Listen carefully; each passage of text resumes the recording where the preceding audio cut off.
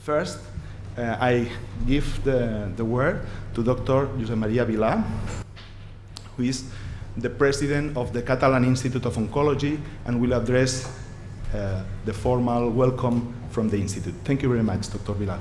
Thank you, Mr. Chairman. Well, Mr. Chairman, representatives of the Spanish government, of the Catalan government, and the Spanish Council of Medical Colleges, on behalf and colleagues and friends. On behalf of the Catalan Institute of Oncology, I want to welcome you to this institution and give you our warm support for whatever you need during this day today. The Catalan Institute of Oncology is a comprehensive cancer center that we are directed to monographically treating all kinds of cancer. Our aim and our motto is to work to reduce the impact of cancer in the Catalan community. We have prevention, we have diagnosis, treatment, and research, all directed to all these malignant disorders. But if we had to pinpoint one single action that for the last 40 years has had a real impact on the whole story of the fight against cancer, I would say that single event has been the success of the campaigns against smoke consumption. As we all know, that about 30% of cancers are related to smoking. So any effort to do with that, reducing the consumption of that, theoretically, practically, will reduce the incidence of cancer in the community. But still, 20% of people still smoke in the Western world. So we still have a long work to do, a long way to go. The battle against tobacco is not won, but it's improving. But there are other challenges coming up. One of them is the theme of today's symposium, which is the presence of the e-cigarettes, or vapor cigarettes. That has been presented as a safe substitute for tobacco, and the evidence that it's gathering for the last few years of using this technique has shown that it's not so safe, so it has plenty of side effects that had to be dealt with. So I think that a meeting like today will put in perspective the experiences of all of you that I gather you work on the cancer control related to tobacco, and the conclusions of this meeting will give to the politicians, to the legislators, and to the health directors the more evidence to take whatever restrictions or whatever rules have to be enforced. And just to finish, I'll repeat that we're very glad to have you around. I hope you have a good day here, plentiful of very fruitful, and I hope too that you enjoy your stay in Catalonia and in Barcelona, and thank you very much for coming. Thank you.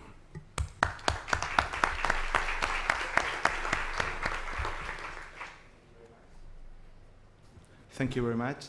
Now, Dr. Fernando Rivas from the Spanish Medical College of Physicians will address some words to us. Thank you very much for being here.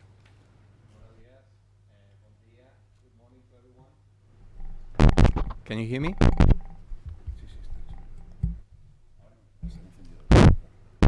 Está apagado.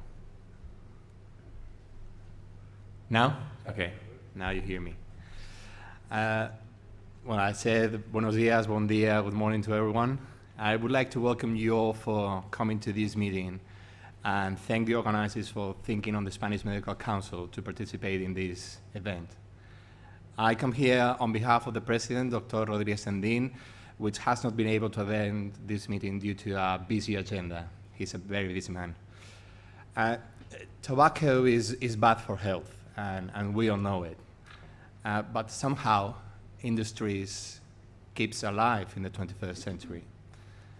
And in the last decade, the tobacco consumption has reduced drastically due to national laws and public campaigns. But now we are facing a new player on the arena, e-cigarettes. Although most people is aware of the terrible diseases that can occur due to tobacco, e-cigs have erupted with strength. In 2013, e-cigs grew 200% from the previous year, gaining more than $250 million in the US. These numbers can only be explained in a context where administrations are lax and moved by economic interests. The big questions that physicians wonder is how these devices can be sold so easily and why the regulation has not been applied like with tobacco. There are few investigations that assure the safety and security of smoking the vapor produced in e-cigs. Nowadays, toxic exams are being developed and results will answer the main concerns we currently have, whether or not exists correlation with cardiovascular and pulmonary diseases. Nicotine has been identified as one of the most powerful drugs according to its addiction power, and people are aware of that. But they believe that the amount of nicotine in e-cigs is less than in normal cigarettes. And that is the most dangerous issue. Publicity regarding this type of cigarette does not show any kind of risk. And more than that, it is presented as a safe tool to stop smoking in a fancy way. This is unacceptable, and we should warn and fight against this idea. And authorities must cope with this problem and must be strong in health promotion. We cannot allow a step backwards in this matter. The Spanish Medical Council is committed with tobacco control and health promotion in all its forms and will participate in all policy developments and public debates about this issue. We will support initiatives, as we have done previously, like today's event, in order to promote a better understanding on this important topic. I want to wish you a very fruitful meeting and enjoy this fabulous city of Barcelona, and thank you for coming today here.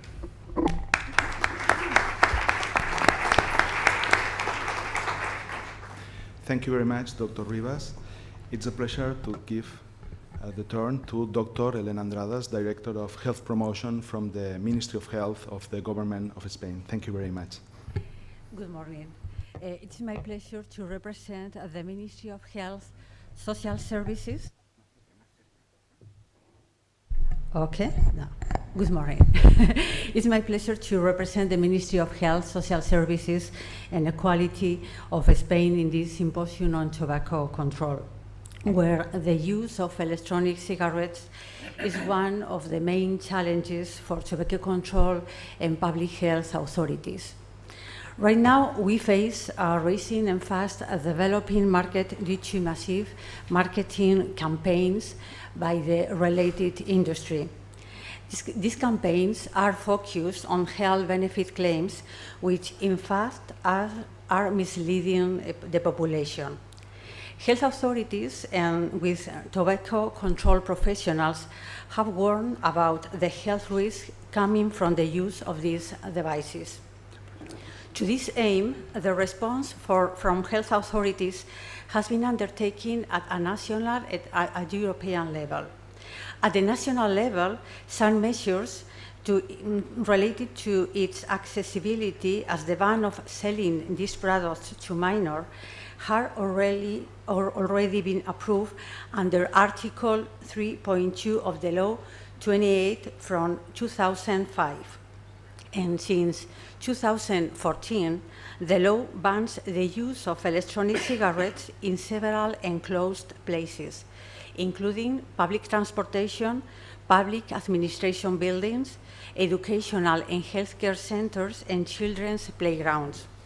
At the European level, a new tobacco products directive was adopted last April, providing us with a key tool. This directive offers a common approach for all member states fighting against the tobacco epidemic. Provisions related to electronic cigarettes have gained a highlighted importance in this directive. This directive will allow us to have an assessment process previous on the placing on the market for electronic cigarettes and refill containers. Only those devices matching all the quality and safety requirements will be able to be marketed. This will require manufacturers and importers to submit a detailed production process in writing, which shall include qualitative and quantitative data on ingredients, volume and nicotine concentration on refill containers, and toxicity studies on ingredients and emissions in heated and unheated form. Also, the child and tamper-proof packaging and the protection against breakage and leakage will be assessed. And all this information must be available to the public on our website. For packaging requirements, unit packets of electronic cigarettes and refill containers must include a leaflet with information on instructions for use, contraindications, warnings for specific risk groups, possible adverse effects, addictiveness and toxicity, and contact details of the manufacturer and importers. In addition, the labeling should show a health warning related to the fact that nicotine is a highly addictive product. Advertising or promotional commercial communication are banned in social media, newspapers, and other printed publication, on the radio and media services, together with private contributions to cross-border events. In addition, a surveillance system for market supervision will be established. A system for collecting information about all of the suspected adverse effects on human health will ensure this task. If a product will present a serious risk to human health, appropriate measures would be taken in a coordinated way with European Union member states. Our national regulation based on this tobacco products directive is expected to be drafted by the end of this year and would go into effect in 2015. Therefore, the Spanish Ministry of Health is highly committed to deploy the measures included in this tobacco products directive. In this sense, the Ministry is currently working on the regulation and administrative provisions necessary to comply with the directive. The procedure will include a circulation of the draft for observation to all parties concerned, and we would be delighted to receive any or your comments or invaluable contributions. And I would like to conclude my intervention by thanking the organization, and I wish to warmly thank our Catalonian hosts, which have significantly supported and contributed to this new symposium on tobacco control. Let me wish you a successful conference and a pleasant stay in Barcelona.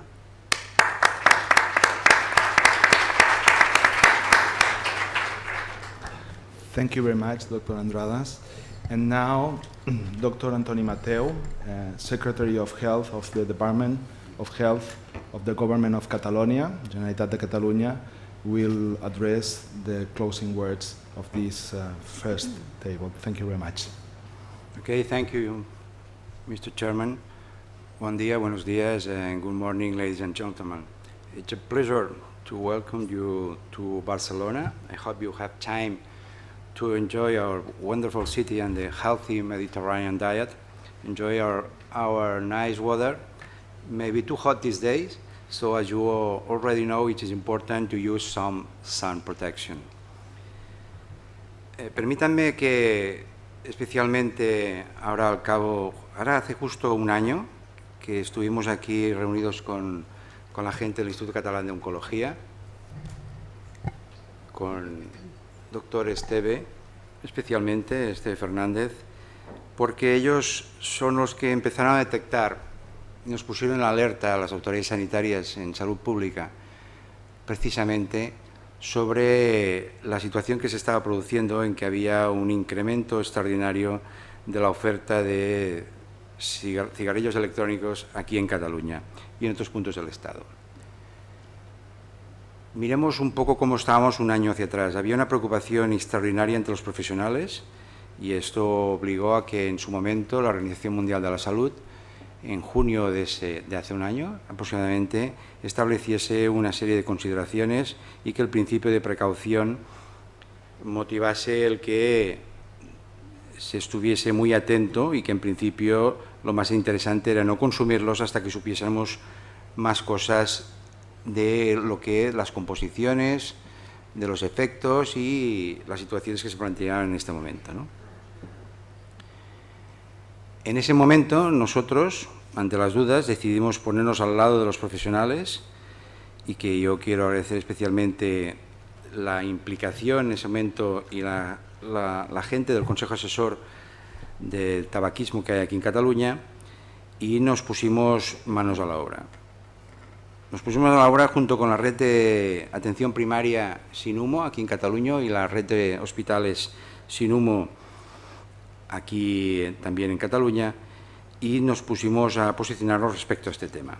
¿Qué ha pasado durante ese tiempo, ¿no? El Consejo Asesor y con la ayuda también de su presidente, aquí presente, el doctor Villalbí, al que quiero agradecer también públicamente su colaboración en ese sentido, actualizaron toda la información que existía nacional e internacional sobre los cigarrillos electrónicos en ese momento. Creemos en ese momento que hicimos un impulso y soporte a los acuerdos que posteriormente el Consejo Interterritorial del Sistema Nacional de la Salud respecto a la utilización de los cigarrillos electrónicos en diferentes espacios públicos. Lo digo porque en ese momento quizás había que hacer un paso hacia adelante, quizás, no me sale la palabra ahora, agoserat en catalán, un poco arriesgado en ese sentido, porque en ocasiones yo pienso que es más fácil tirarse a la piscina cuando esa está llena de agua que cuando hay poca altura, ¿no? Entonces, con cierto cuidado, con cierta precaución, pero siempre con los profesionales detrás, en los que en su momento llevan muchos y muchos años aquí en Cataluña posicionando con los temas del tabaco. Lo teníamos muy claro y hicimos el planteamiento, en el cual después el Ministerio nos siguió y planteó y impulsó una situación que después ayudó muchísimo a regular las actuaciones, y luego otras comunidades también, junto con nuestra aquí en Cataluña, que se publicó una instrucción y prohibió el uso, promoción y venta de los mismos en centros y servicios y establecimientos sanitarios, se ha impulsado en otros sitios.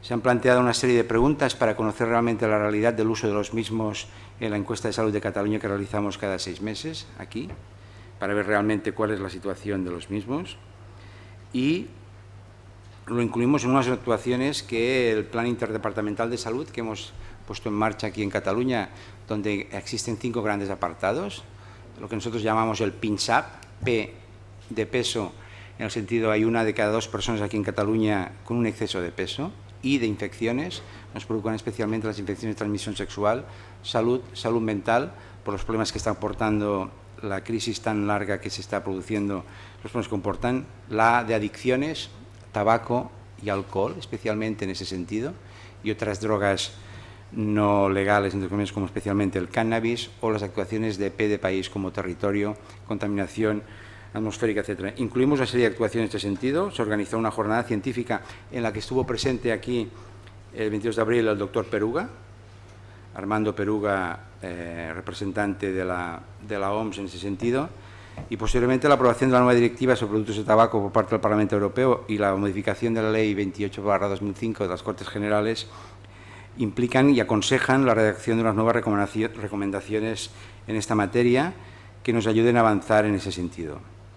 Pero creemos que es necesario que la normativa incorpore el más pronto posible los preceptos de la nueva directiva europea y que la publicidad y uso de los cigarrillos sean sometidos a las mismas limitaciones vigentes que existen en este momento respecto a los cigarrillos convencionales. Esta es la posición del Gobierno de Cataluña y pienso que prácticamente de muchas de las personas que hoy asisten a este simposio, ¿no?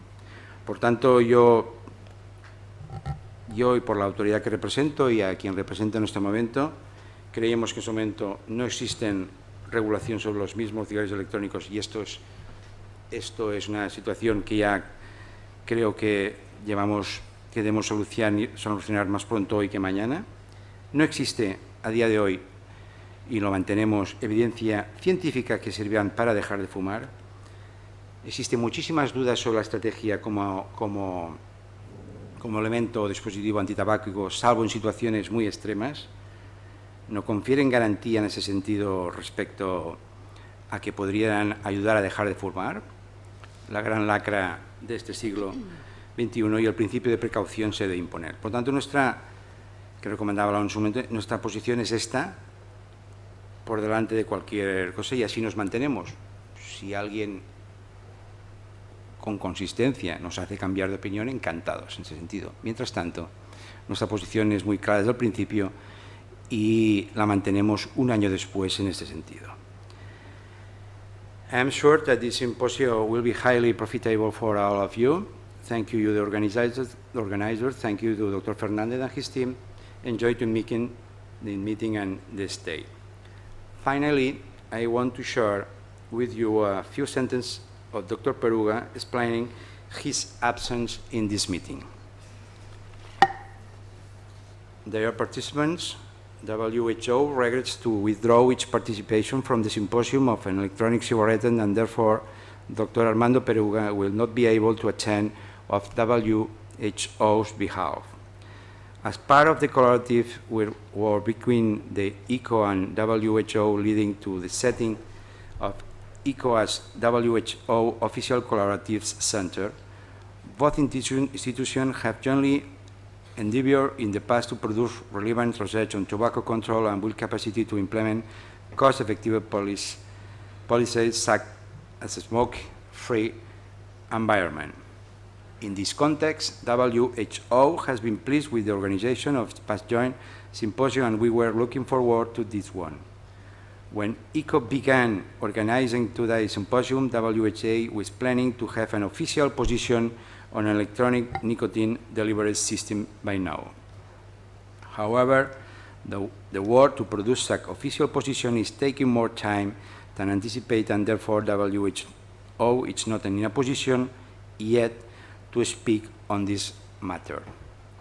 We sincerely apologize for any inconvenience caused and look forward to continue collaborating with ICO, for which WHO has the highest consideration. Okay, congratulations for the symposium and enjoy about this, and thank you for your participation. Thank you very much.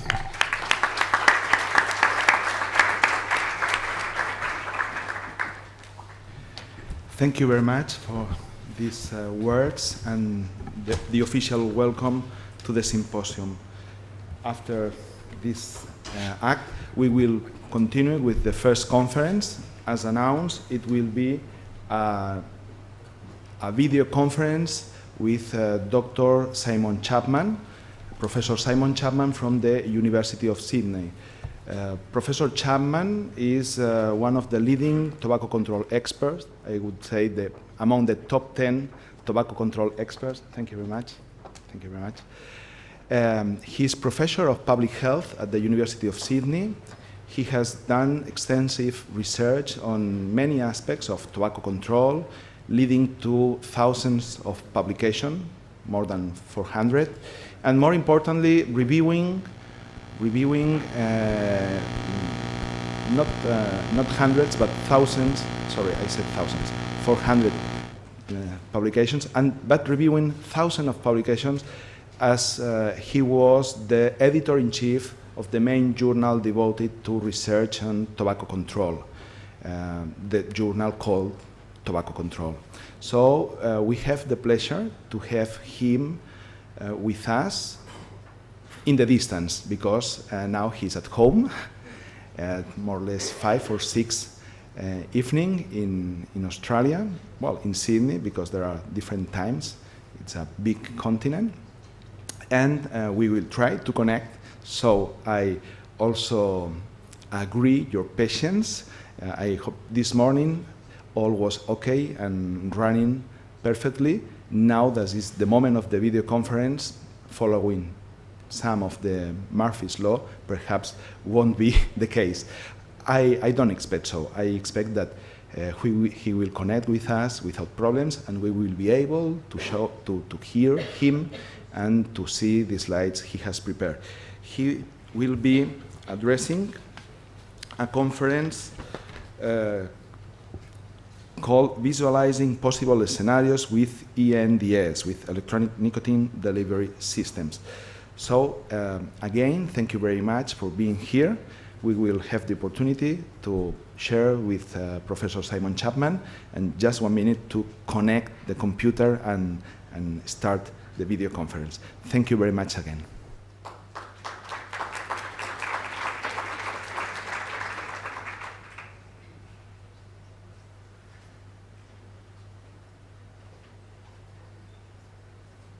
Hi, Simon. How do you do? We can hear you for the moment. May you hear us? I can hear you. So, very well. You hear my introduction to you? I did, yeah. Oh, sorry. I beg your pardon. So, thank you very much for being here with us. I will show you first of all to all the people here. May we... Well, this a few years ago was not possible, but now I do not recognize we are here. So, the other part of the world.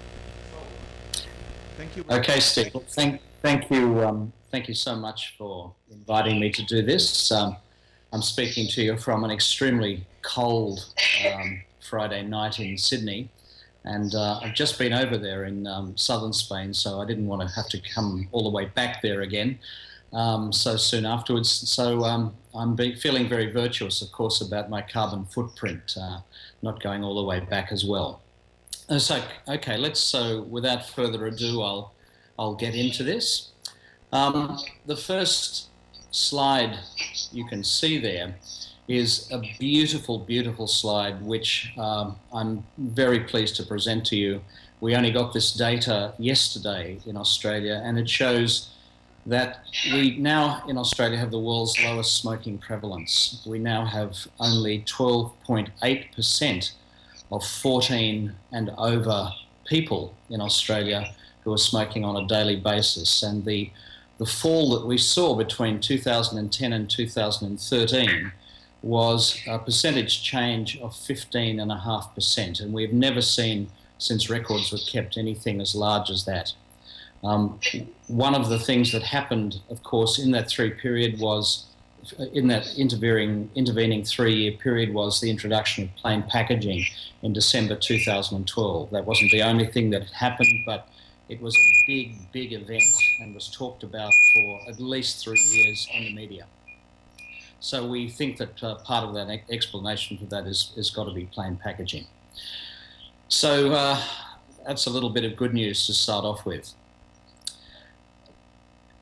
We're talking tonight about electronic cigarettes, and of course this is the latest in a long history of harm reduction in tobacco control. We've seen some awful moments of harm reduction hype over those years, and probably the single worst one that I can recall was when Kent Cigarettes introduced the micronite filter way back at the end of the 1950s. And the micronite filter, of course, was chrysidolite or blue asbestos.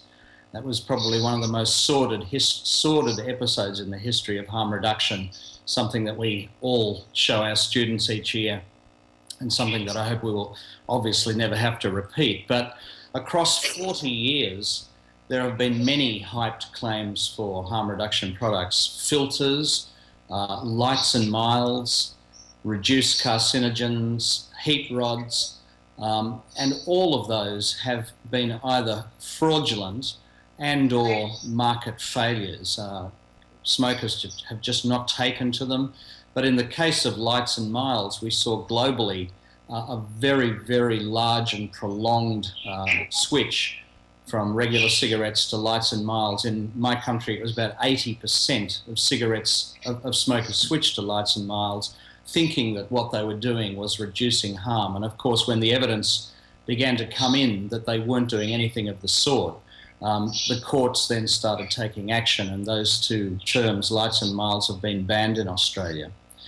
So I think it's very important that we reflect back on that consumer experience, that fraudulent experience, that very, very dangerous development, which probably held an awful lot of people in smoking who might have otherwise got out of it.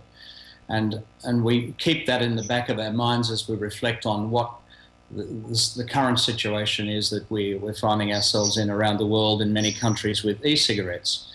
Now, just because, of course, all previous efforts on harm reduction have failed or have proved unacceptable to consumers, of course, it doesn't follow from that all future ones will also fail. And I think it's very important that we keep that in mind when we think about electronic cigarettes. It may be that electronic cigarettes are the first genuine harm-reducing product, which could really transform a lot of the harm that we've got in the world from tobacco smoking into something far less dangerous.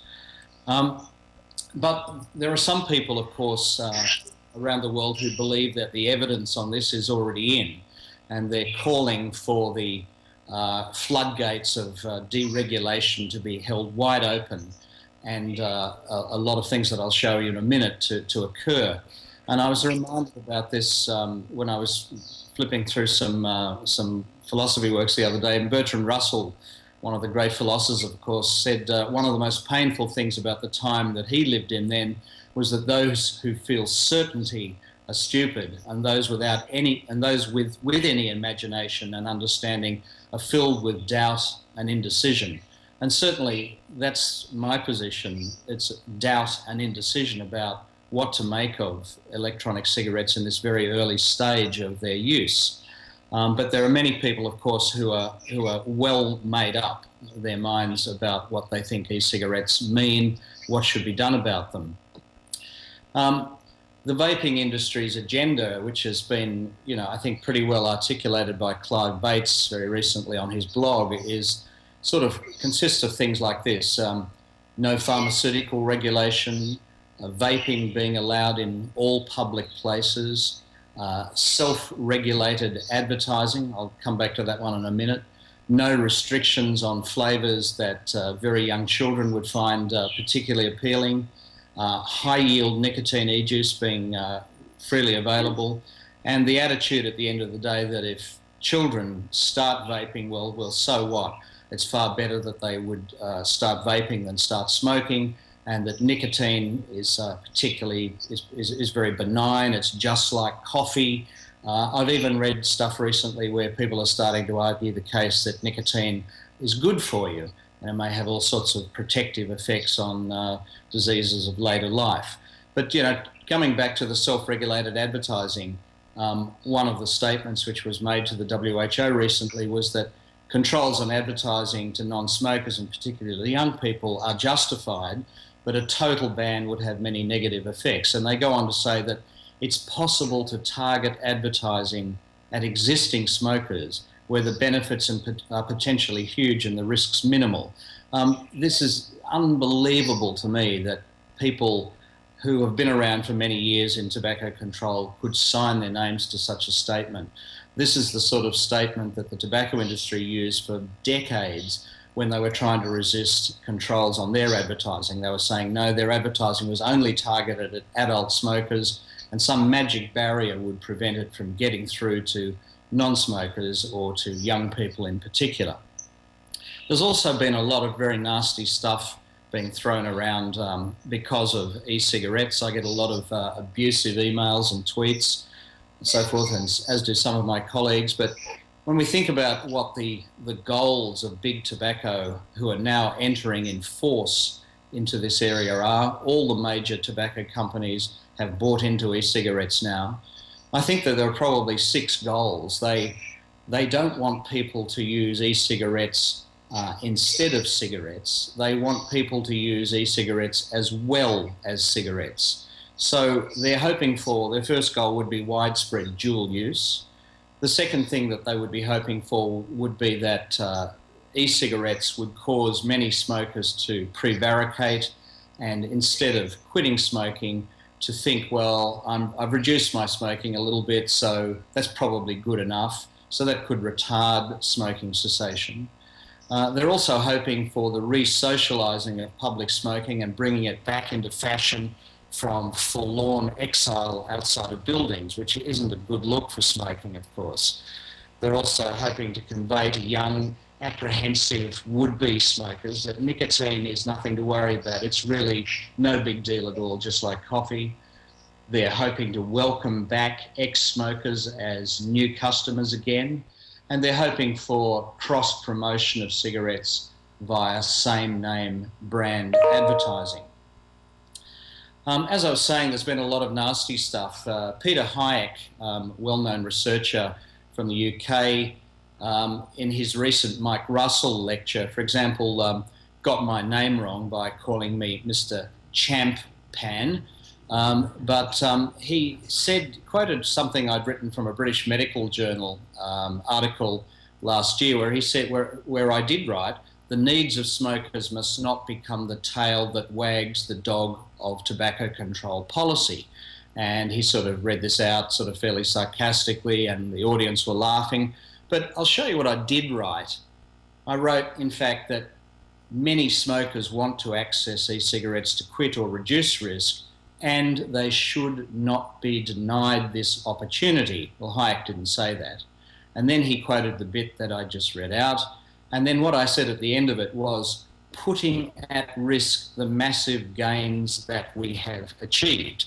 In other words, what we should be doing is trying to focus our policy decisions on desperate smokers who want to quit, and asking ourselves whether e-cigarettes have an important role for those people, without risking getting young people in particular addicted to nicotine substances where they would have never been using any of those substances again. Hayek went on to then sort of have a bit of a laugh and say, so tobacco control is not there for people not to die, it is there for some much higher and much more important purpose.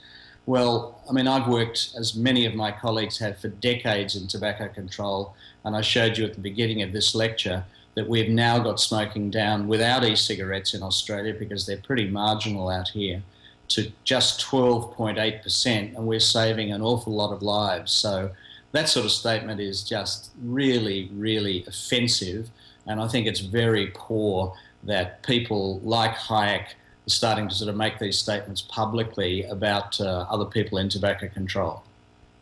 So I want to ask you to engage in a thought experiment.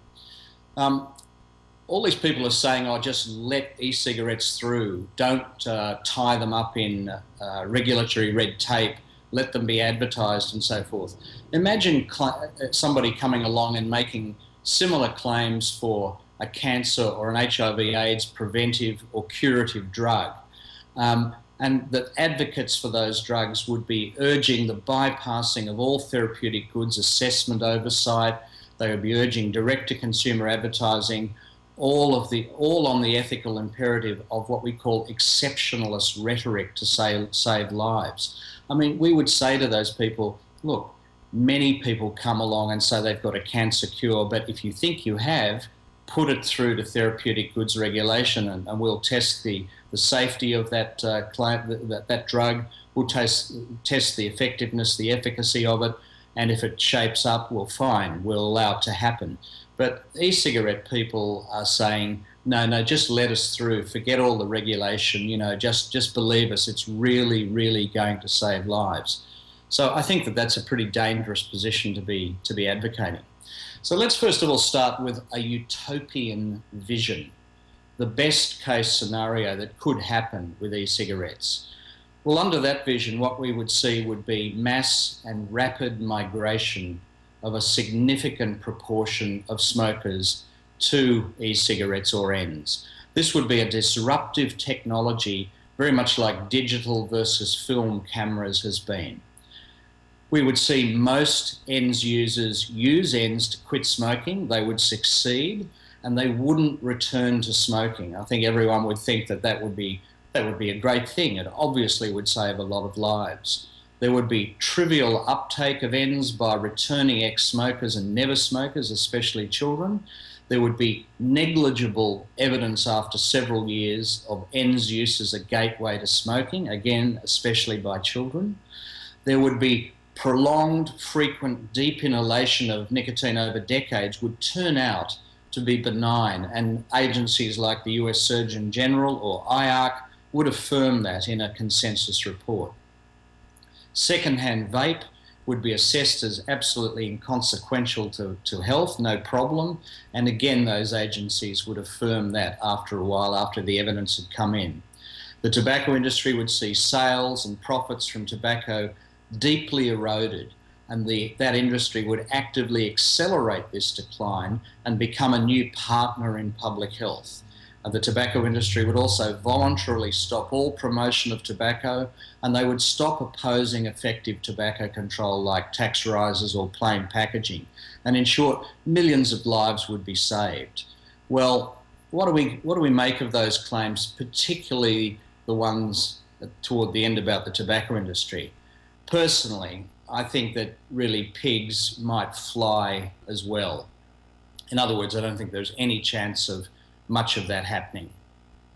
So let's turn to the dystopian threat, the worst case scenario. What would happen under that scenario would be that there would be global uptake of ends on the scale of cell phones. This would include many kids who would never have used any nicotine product at all. Smoking cessation rates via e-cigarettes would be little different to current methods of e-cigarettes. So a lot of the hype about them being fantastic for quitting would be revealed not to be true. With population smoking cessation, it would permanently stall because most smokers would be dual using. They wouldn't be quitting. Widespread evidence of would-be quitters remaining smokers would be available, prevarication effect. Smoking cessation volumes would soon be eclipsed by new ends user uptake, and there would be significant drift of new ends users into smoking as well, the gateway effect. The net impact on smoking would be, therefore, an increase in smoking, not a decrease in smoking.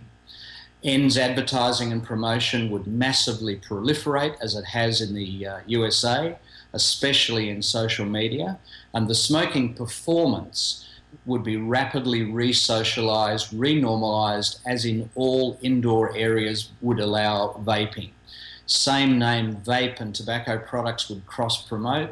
The long-term use of inhaled nicotine would be confirmed in research to have an important role in precancerous cell biology and in heart disease. And in short, falling smoking disease rates would begin to climb again. So, what does the evidence suggest? Well, I'm suggesting that you can see on the screen there that it's not as benign as coffee. The risks of secondhand vaping are not negligible.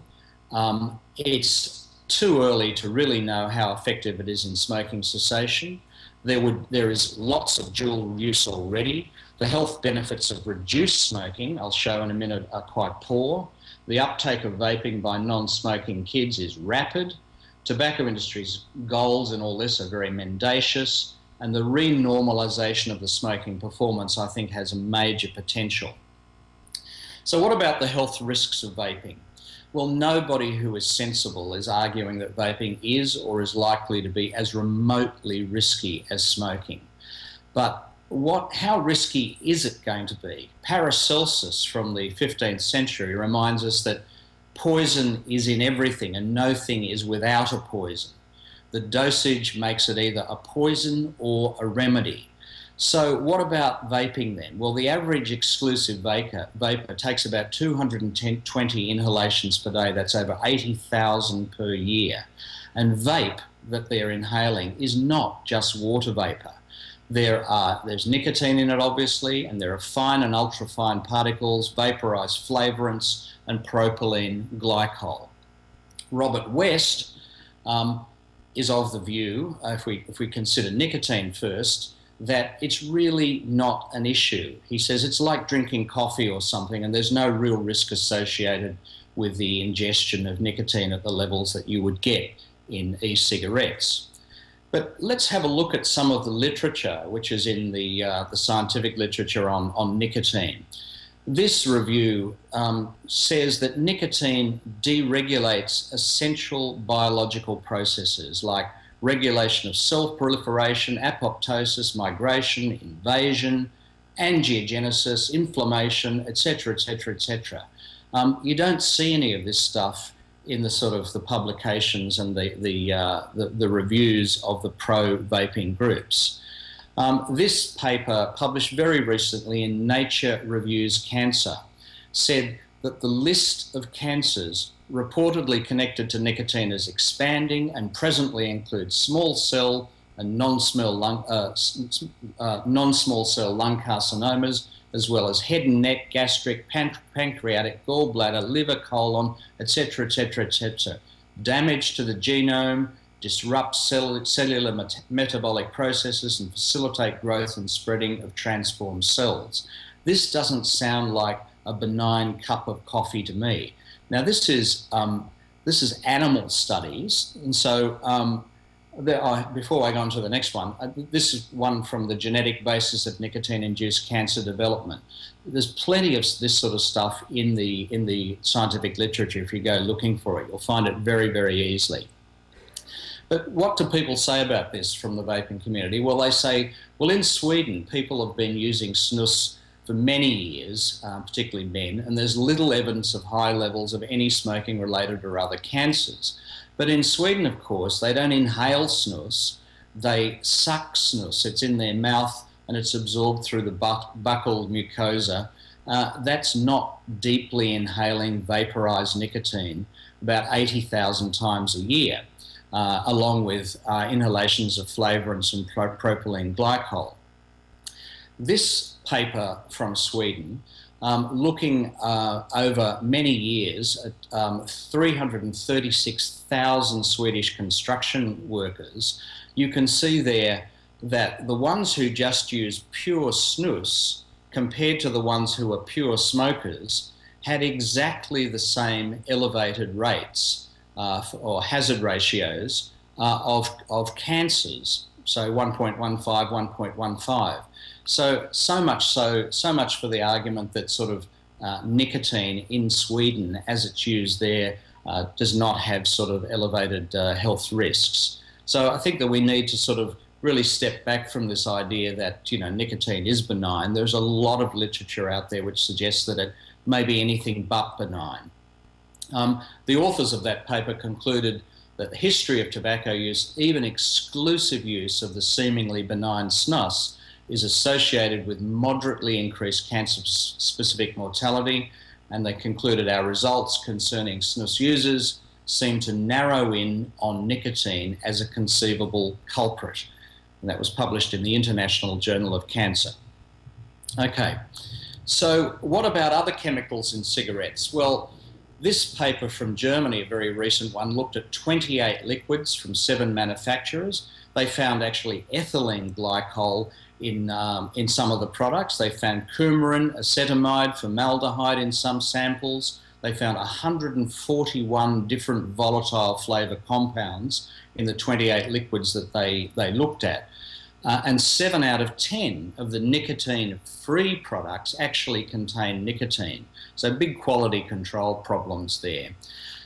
So what about inhaling fine and ultrafine particles in vape?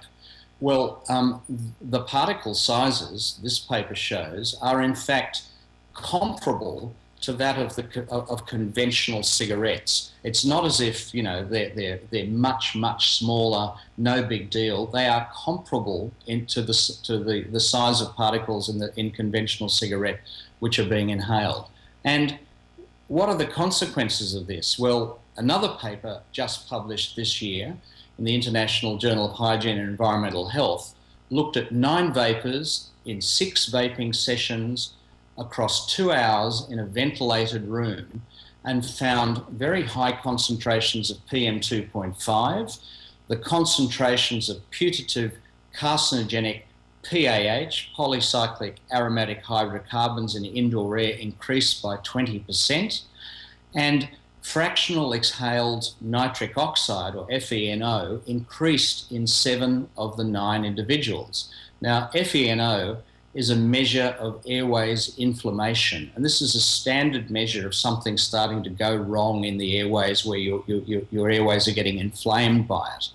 So this sort of stuff really does not seem to come to the surface in any of the propaganda and promotional stuff that's being pushed by the vaping industry and its supporters, but it's out there and we need to pay attention to it.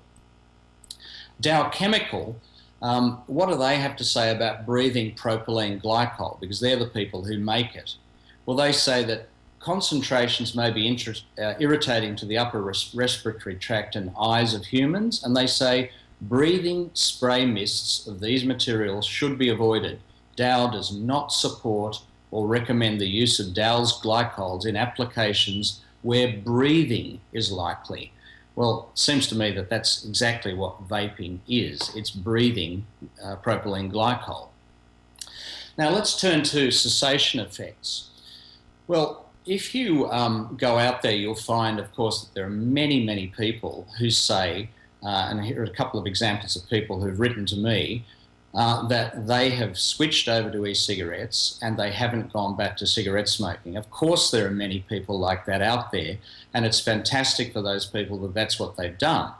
And Farsalinos, the Greek researcher, in a recent paper where he got 19,414 vapors to complete an online questionnaire, pronounced that 81% of them had quit. There's been nothing like it, nothing remotely as successful as vaping for smoking cessation, if you go along with the sort of the data from a paper like this. But frankly, this is like going along to a whiskey or cognac appreciation society and making generalizations about the use of cognac or of whiskey by talking to people who belong to such appreciation societies and pretending that this is likely to reflect the use of whiskey or cognac across the whole society. It's really, what we've got to do is to look at the proper studies, population-based studies, and see what's happening. So the best one of these is one, again, which was published this year in Addiction by Brown and West, etc. And what they found with the 5,863 smokers who in the last 12 months had made one quit attempt with either an e-cigarette or nicotine bought over the counter or no aid, unassisted, that in fact e-cigarettes, 20% of the people who'd made a quit attempt were free at the time that they were asked, free of smoking, compared to 15.4% of people who just tried to quit unassisted, and 10.1% of people who used over-the-counter nicotine replacement therapy. But this study was a point prevalence estimate, and there was no measure or account of relapse in it. So obviously a lot of those people, when they answered the questionnaire who'd stopped smoking, if you followed them up for 12 months, you would find that many of them had relapsed. So if we apply what the authors of that paper said was an adjusted odds ratio of a 60% improvement, and we know from the research literature that people who try to quit unassisted or with OTC nicotine replacement therapy at 12 months have about a 4% continuous abstinence. 60% on top of 4% is just 6.4% people who quit a year with e-cigarettes if those ratios did apply. So that would mean that about 93.6% of people using e-cigarettes to try and quit may be still smoking a year later. We don't know. We haven't got longitudinal data. We really desperately need this stuff, and without it, we can't go around saying that e-cigarettes are a successful measure, outstandingly successful measure of getting a lot of people off cigarettes in the long term. Now, what about the benefits of cutting down rather than quitting? Because people say, well, surely if I'm smoking less cigarettes, this is better for me. Well, a 2002 review at the time found that there was little or no benefits to cutting down in the studies which were available at the time.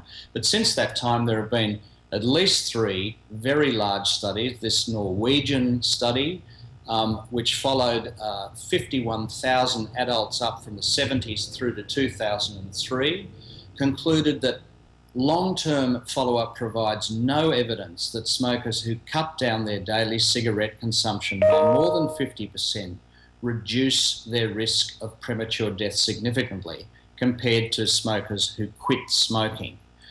These 2 studies from Scotland, the collaborative study and the Renfrew and Paisley study, also found that the ones who reduced, there was no statistically significant differences in all-cause mortality compared to the ones who quit, where there was significant differences in all-cause mortality.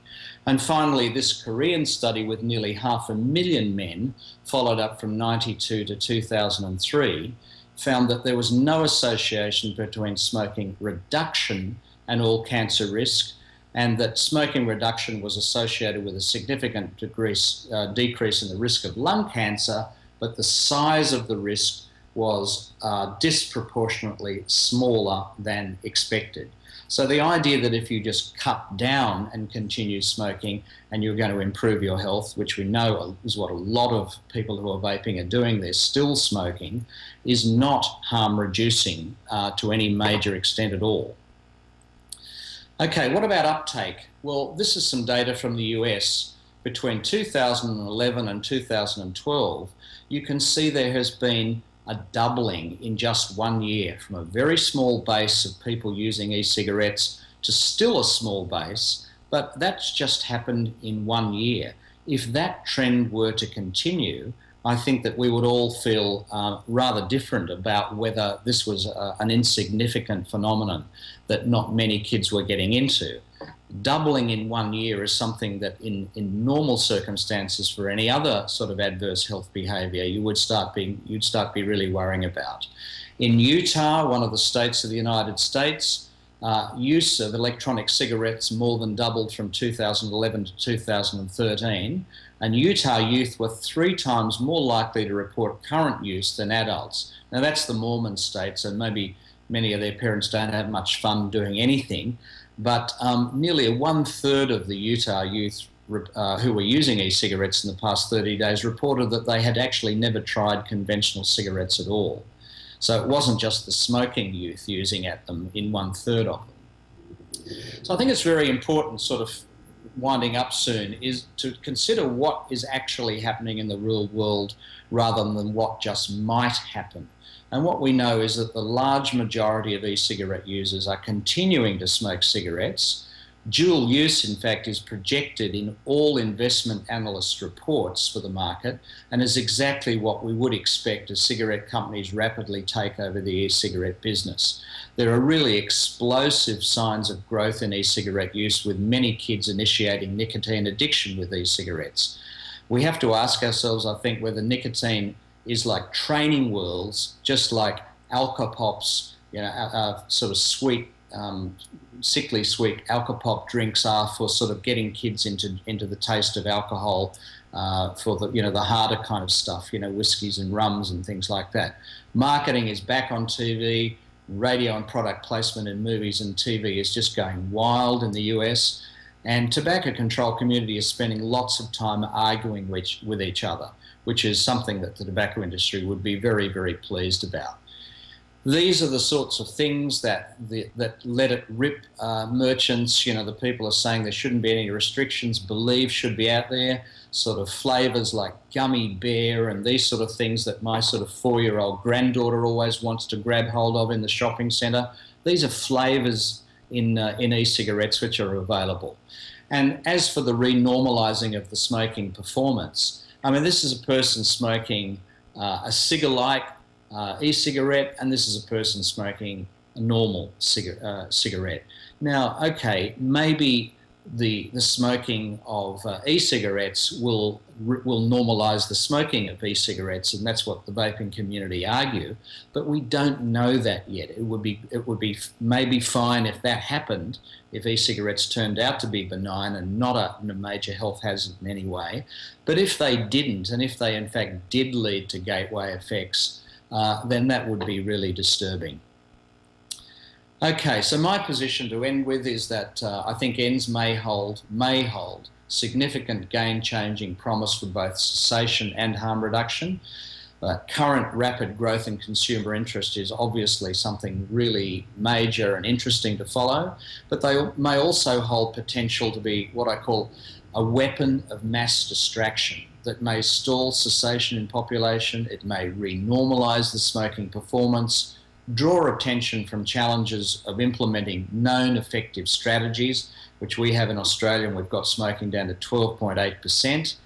I don't advocate a ban at all, and that's a complete mischaracterisation of my position and most of my colleagues. I actually don't know anyone who's advocating for a ban. We urgently need, I think, quality longitudinal evidence, and if e-cigarettes promise is delivered in that evidence, the focus should be on regulation for access to smokers, with the greatest concerns being about holding smokers in smoking and not addicting kids. And so, final two slides, we've got some genies here. Is it going to be a benevolent genie who's going to be let out of the bottle and it's going to lead to really positive public health effects? Or is it going to be an evil genie who's going to be let out of the bottle, as we can see on the right of the screen? So I'll leave it there, and thank you very much for listening to me.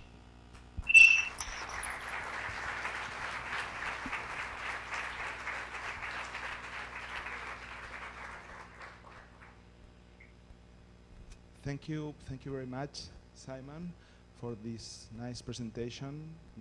A lot of information. And I believe that is the turn to have some questions. So stay here for a while. We have time for 10 or 15 minutes for questions. Thank you very much, Simon. Hope you will be able to hear the questions. Okay, so first question here. Hi, Simon. This is Elif. Hi. Hi. Hello, Elif. Hello. Why are you against the ban? We always said that if cigarettes were invented in a lab today, they would not be licensed with all the information we have. There is a new product as such, and why are you against the ban? Well, because I think it's pretty obvious that there is a major effect happening, in that there are tens, if not hundreds of thousands of people in different countries around the world who have used e-cigarettes and who have quit. Where the information is not good is about how representative those people are of all people who are using cigarettes. And so we don't have good enough information to know whether those people are a minority or those people are in fact an example that will be followed and increased and improved upon as time goes on. So I think at the moment we're in a situation where we ought to acknowledge that there obviously are some benefits, but we ought to be just very cautious in not letting a potential evil genie out of the bottle, while we could be letting a good genie out of the bottle if we carefully managed it.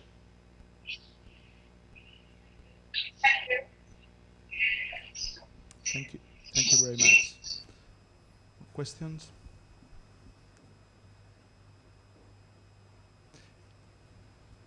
Okay, I forgot to say, introduce yourself, saying where come you from and your country. Thank you very much. Anna? Thank you. Do I need to stand to ask the questions? Yes. Hello, everybody, and thank you, Simon, for this very stimulating presentation. And I am Ana Navas, and I am from the Johns Hopkins Bloomberg School of Public Health. I work with the Institute for Global Tobacco Control. And my question is about the type of evidence that we need to evaluate the health effects. So you mentioned the need for long-term evidence and population-based studies, and those, of course, are going to take a very long time. And I was wondering, meanwhile, are you aware of people doing animal research, but using, like, you know, for tobacco, they used to use or they still do, smoking chambers and that reproduce the tobacco smoke so that the animals are exposed to it. Are you aware of this type of research, like doing the vaping so that the animals are exposed to vaping directly rather than nicotine? Because I believe the evidence that you showed that nicotine alone might have been ingested or some other ways of exposing them to nicotine only. So trying to replicate the vaping process in animal research. And do you think that would be of any use or maybe not?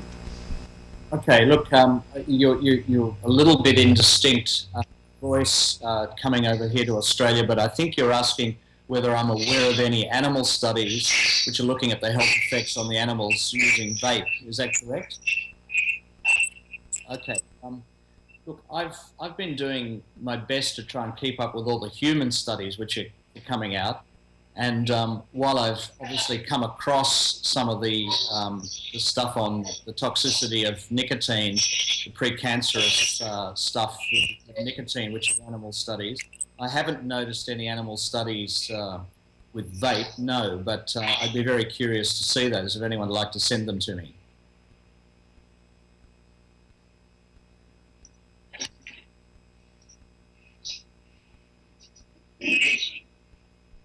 Okay.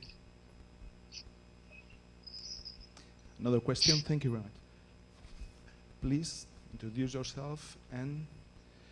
Sí, te acercas al micro. Te pones... Buenos días, muchísimas gracias desde Barcelona, de una conferencia fantástica. Querría hacer una pregunta respecto a la revisión de estudios. Si conoce alguno de algún estudio hecho con las consecuencias emocionales que provoca en hijos y familiares cercanos a los fumadores.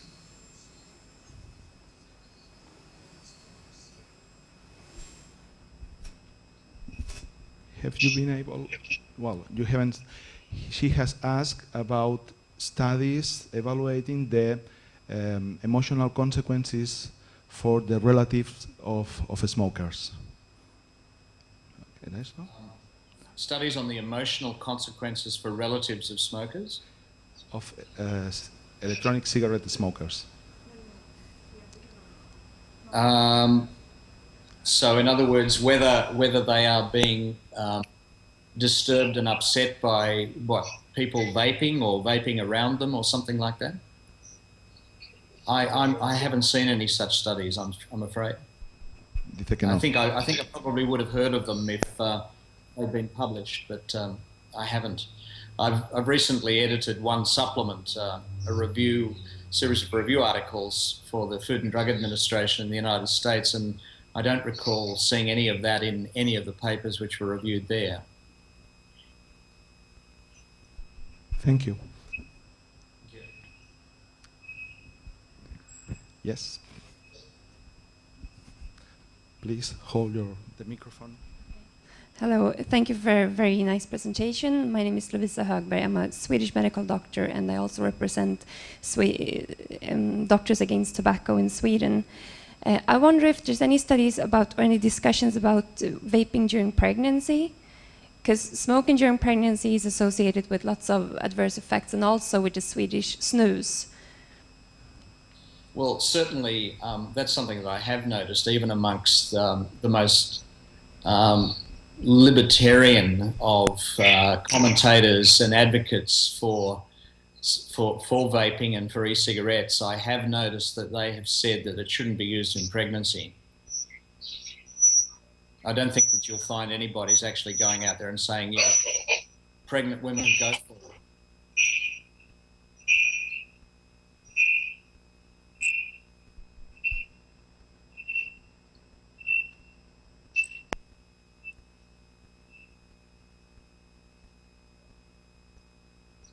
Continue?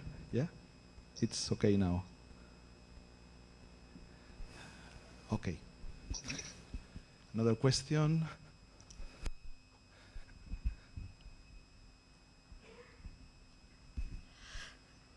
Susanna Sands from the Monica Studies. Nice to hear you again, Simon, after all these many years, and congratulations for a very stimulating conference. I want to pose you, as you pointed out, there is a need for more evidence, both on longitudinal studies, but I would say also on proper randomized control studies that look at the effectiveness of vaping for quitting smoking or not. And my question is, what do you think would be the ethical arguments in favor of such randomized control trials to show the effectiveness or not of vaping in favor of quitting or not quitting smoking? I mean, Yeah, well, I understand. some ethical committees might argue that this will be unethical to perform. What do you think that will be the counter-arguments to conduct such studies, to produce more evidence in favor or against? Well, of course, there have been many randomized controlled trials of giving people nicotine replacement therapy, so ethics committees have not had any problem at all about giving people in trials nicotine. And I think we need to remember that. I'm very much in favour of more randomised controlled trials. In fact, I was in Melbourne earlier this week with Chris Bullen, who is the first author of the first randomised controlled trial, which was published in The Lancet, using first-generation e-cigarettes. And they found no statistically significant differences. In that study, they were very disappointed. Well, I'm not sure if they were disappointed, but the vaping community was very disappointed about that. One of the problems with randomized controlled trials in Australia is that it's actually illegal to sell e-cigarette juice with nicotine in it in Australia, because nicotine in Australia is classified as a poison or a therapeutic substance, and because vaping, e-cigarettes have not yet been classified as therapeutic substances, it's going to come under poisons legislation at the moment. So Coral Gartner and Wayne Hall were also at the meeting I was at in Melbourne, and they were talking about perhaps having to abandon their study because they were finding it very, very difficult to get through ethics committee clearance because of that sort of legal technical problem that we have in Australia with nicotine, provision of nicotine being actually illegal.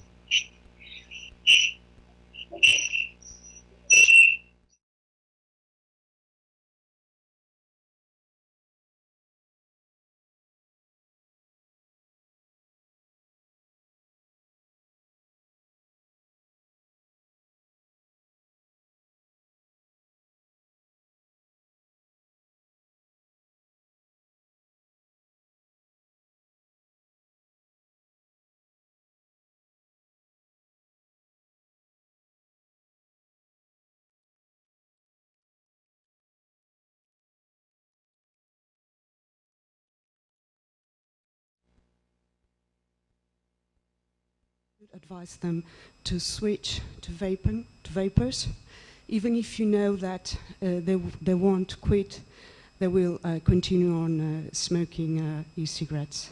I mean, in ethical terms, could you comment this?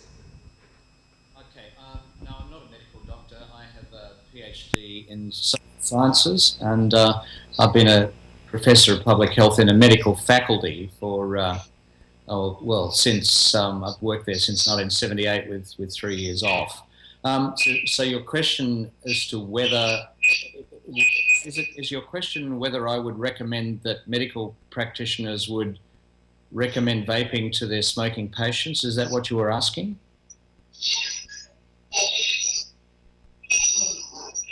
I'm not telling you that I didn't ask you to discuss in general terms. I mean, if you're treating a very hard smoker that doesn't quit, you have tried everything, and he keeps on smoking. He's ill, he has a chronic disease related to smoking or not, and he's highly dependent, and you want to help him. Just comment in ethical terms what we should do. I mean, how professionals who treat smokers, advising them to switch to e-cigarettes or not. Well, in my country, it's rather difficult because they're not available other than if people want to import them, and that presents some barriers to to it happening. And of course, in Australia as well, the technical issue is that you actually are meant to have a doctor's recommendation or prescription to even import the stuff here. We were hearing from a legal officer from Cancer Council Victoria at our meeting in Melbourne this week, underlining that. Now, of course, they don't do that. People who are vaping in Australia, very, very few of them would have such a medical certificate. So I guess the situation in my country is a bit tricky, but if you are in a country like the UK or the USA where these products are available, I mean, if I were a medical practitioner, which I'm not, and I was in a position to recommend, whether they would, I would certainly be very open to it.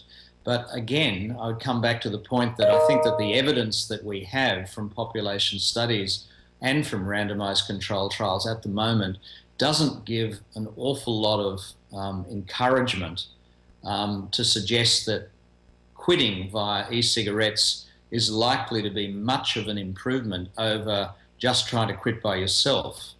It certainly seems to be on the British studies, the evidence of the British study that I talked about, at least twice as good as nicotine replacement therapy acquired over the counter. But many of you in the room will know that I've not been a particularly strong fan of nicotine replacement therapy anyway. So that's not a comparison that really excites me too much anyway.